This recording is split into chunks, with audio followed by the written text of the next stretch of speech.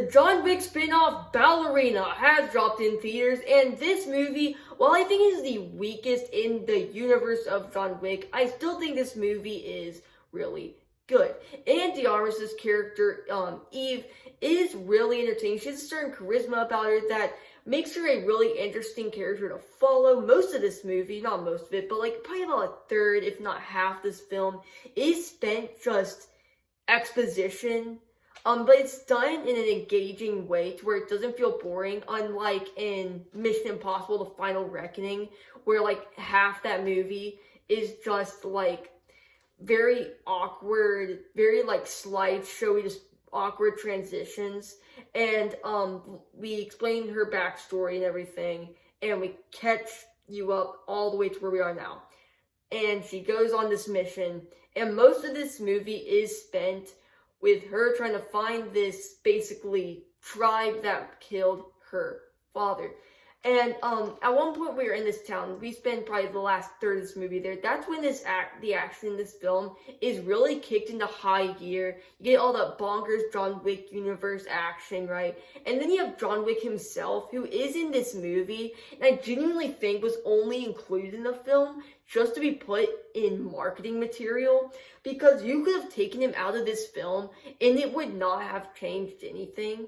I mean that 100%, because like, when he is actually fighting Eve, right? When they're actually fighting, he's basically just like, I'm not gonna hurt you. Please stop. What he should have said, what would have made it way more sense, is if he just said, yo, you're one of the main characters of this movie. I literally cannot kill you. And she's just like, oh, that's right, I am the main character. And you're not, haha. And he's just like, go get him, tiger. And then she's just like, okay, bye. And then he just disappears for a while and like does nothing, I guess. And she just goes beat up a bunch of people and like with like flamethrowers and stuff. And it's the most awesome thing ever. Yeah, John Wick has no reason to be in this movie other than just be put on posters and trailers and stuff. But yeah, Ana de Armas on her own does a really good job.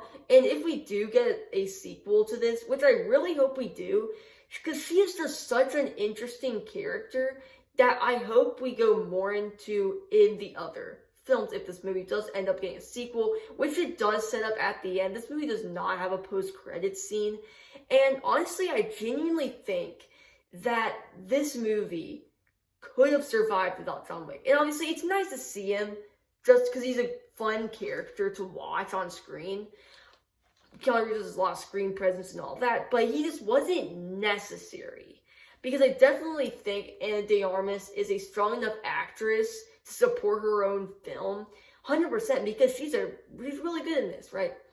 And the action is on point and everything, except I think there's a few things that makes it the weakest movie in just this universe as a whole.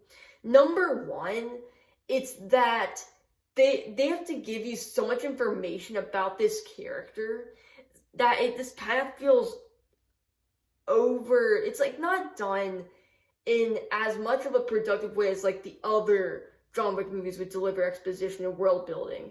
This movie tries to do that, but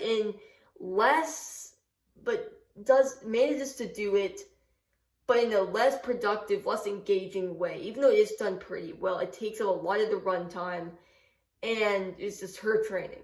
Okay, this exposition, her as a child and her training. And then, yeah, it's not bad. It just takes up a lot of time. And I understand that is necessary for a film like this. I just think it holds it back a little bit. But once we do actually get into town, the action's tight. It's not really nice. And, yeah.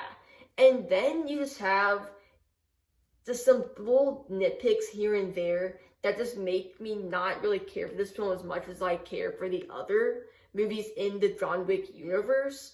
But all around, so Ana de Armas is really good. Wick did not need to be in this movie, but it's nice to see him.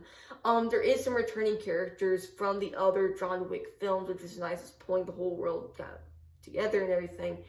And that will conclude my review of Ballerina. If you enjoyed this video or any of my other content, please subscribe. I'll see you in the next one. Goodbye.